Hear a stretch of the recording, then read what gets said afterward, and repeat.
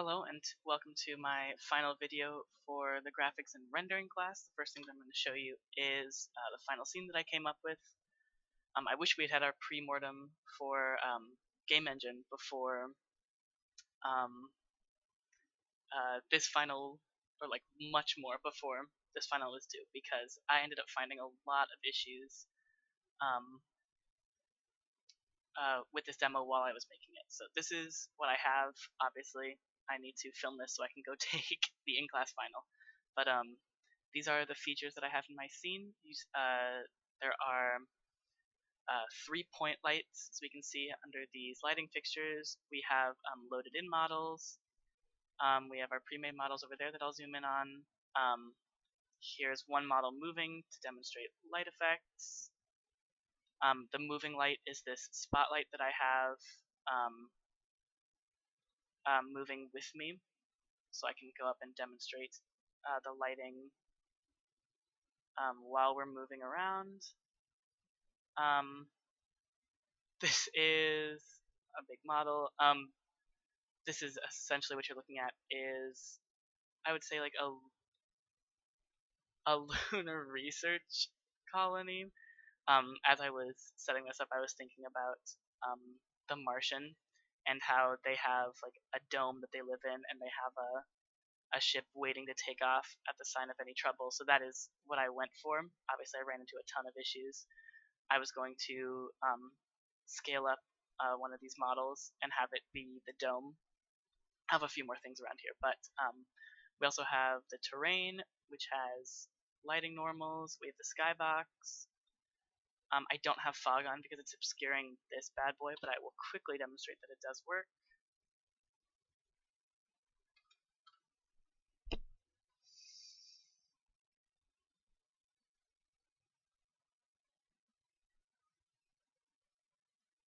So all I had to do is flip that little switch, and we see the fog creeping in from the back. It's got a pretty far range. Also, this is scaled, so it's all sorts of messed up. But you can see the fog coming in slowly, and if I adjusted it, it would look better. But I'm just gonna move on to the code elements and features. So you saw there unit box, pyramid, and sphere. The sphere is actually what I have been working on for the past 2 hours. We have unit box, repeated texture, 6-face texture, pyramid, pyramid with texture, unit sphere that has texture coordinates built in, and we have the skybox. And so all of these models are set up to have position, normal. I don't know why these don't have the unit box, I guess, wouldn't have UVs. So let's scroll to one that does. We have position, UVs. How come this one doesn't have color? Position, I'll go down to the one I just wrote because I know here. Perfect. Unit pyramid has position, UV, normal, and color. So they're all in there. We don't really utilize the color too much because we are going with the texture shader. But these have those. Pyramid with repeated texture has the same UVs as the other one. Skybox is the cube, but it is extra large with normals facing in. And the unit sphere is a ton of things. I did use your matrix method. It did eventually work. I had to wrap my mind around it. A lot of different things, including all of this crazy indice stuff. But I shouldn't be in there. I'm setting the normal twice. But unit sphere is done. So happy with it. Model class. It has the constructors for the pre-made models and the loaded models. And then this other one that's used by this one. Oh, those are the three: the pre-made models, the models from file, and the arrays. And the mesh isn't in this one. I should put it in, but I have to leave.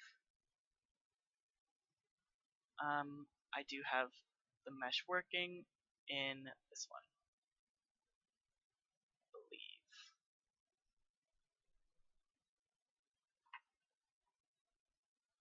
Doesn't look like it. Does this model have mesh? This model doesn't have mesh. What was I looking for?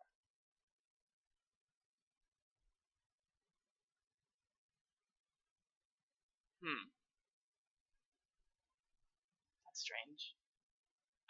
I cannot fathom why that wouldn't be on my computer. Is it only 8 assignments? Great, cool. Well, if I get to the meshes later, I get to the meshes later. The skybox, the way that I'm handling the skybox is I treat it as a model. So here I have the texture loaded up, the model loaded up, and then it's loaded into a graphics object, and it is treated like that, so that everything is taken care of it already in the graphics object. And then one of the big things about this project is how clean this is. We don't need like these tags that are just cluttering it up.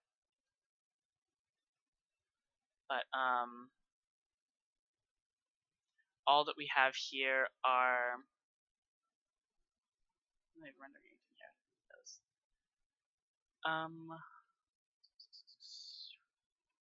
All that we have here are setting shaders to texture, and because I'm doing it all by hand, I can literally just separate the shaders and set them once.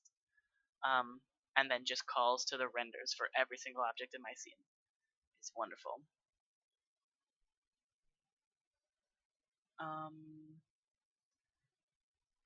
Shader, yes. So for the terrain model,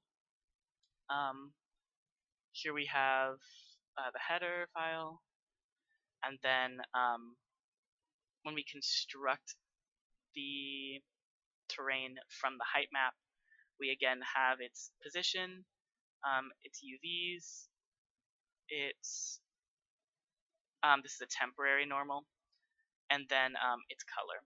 And then down here, we compute all those normals. That was scary because that's something else I spent a lot of time on today, was the compute normals.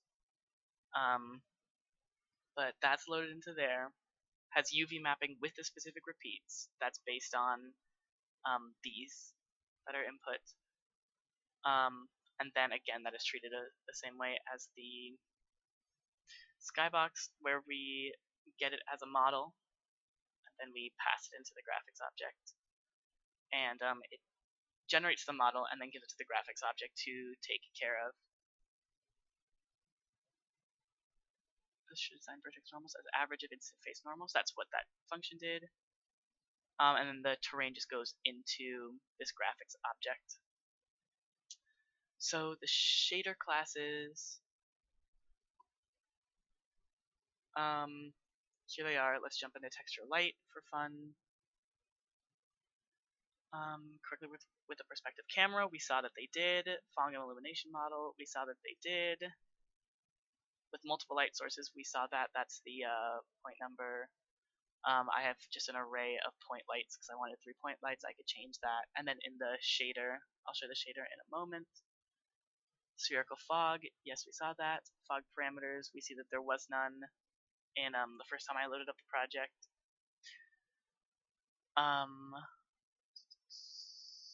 So yeah, I have these shaders, and then the only one that I'm using is this texture light shader, and it's not scrolling because I'm at the top. Which is essentially the same one that we have in class, except now we have a fog data constant buffer.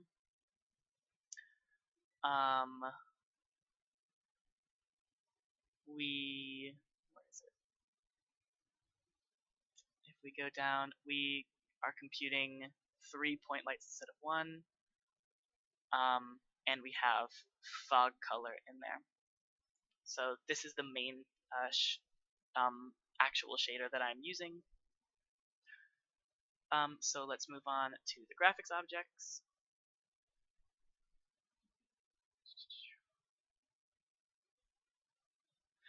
Again, since I'm mainly using the texture light shader, this is the graphics object I'm gonna demonstrate. Receives pointer for shader and model. This is the constructor, and it gets shader pointer, model shade. Ooh, what'd I do? Pretty good. Model pointer as well as a texture pointer because we're using that.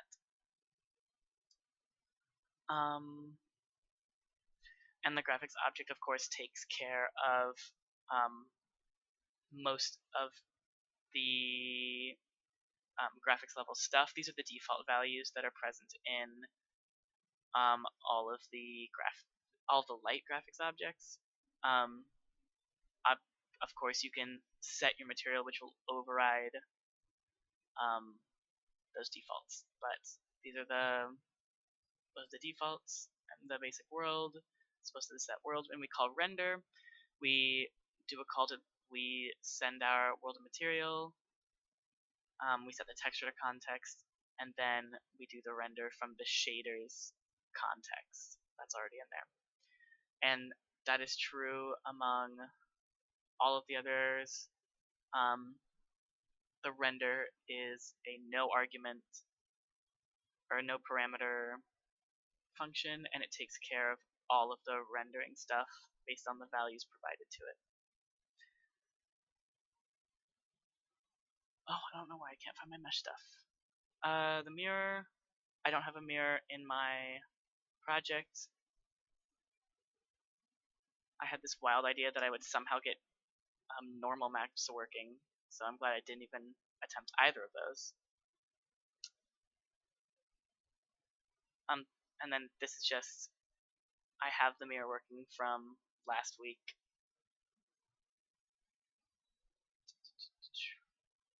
With a little error because I didn't have time to get around to fix this, but let's just see it go. There it is. That's probably the same issue I was having when I was doing my terrain. I had an issue for about a day and a half where my spotlight wasn't rendering if I was looking a certain direction, so I think that's the same issue with this. But I'll look at that over spring break, I guess. I'm not gonna take the time instead of going to the final to fix that. So I have a semi-functional mirror, and then yes, we saw this is just the DX app CPP was streamlined. All we have here are we set up the shaders, load the assets, and combine them. These are just more assets. They just look a little different. We're just part of my testing. They don't show up. This is all the testing stuff. And then down here, again, it's just the necessary render stuff. 4 different renders, and then that's it. Let me just see if there's anything else I want to demonstrate in my scene.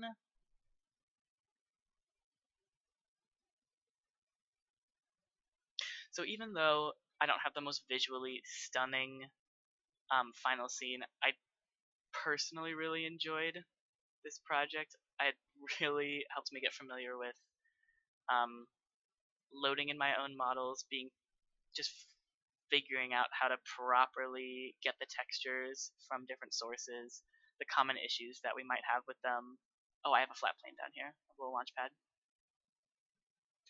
And just like finding all of these textures, like this moon one that I found, and this texture for the launch pad, and this texture for this ship. A lot of these came with normal maps and bump maps and glow maps, and if I had more time, that would probably be, besides fixing up all the issues, this would probably be what I would go for next. Would be what we saw in class: the normal maps, the bump maps, whatever the other ones that came in these files were. But a lot of information was provided for these models, and all that I could use were the models themselves and the textures.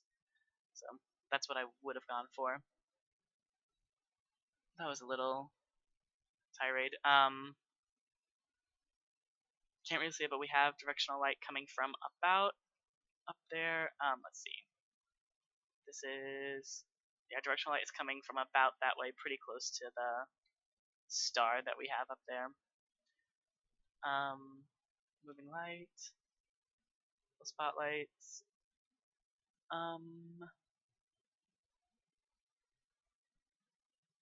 I believe that it meets all the requirements. Oh, I was gonna try and find the mesh. It should have been 7. Yes. Okay, it's not implemented in my final API, but it would not be hard to add. I might actually add it after the final. I get warnings here.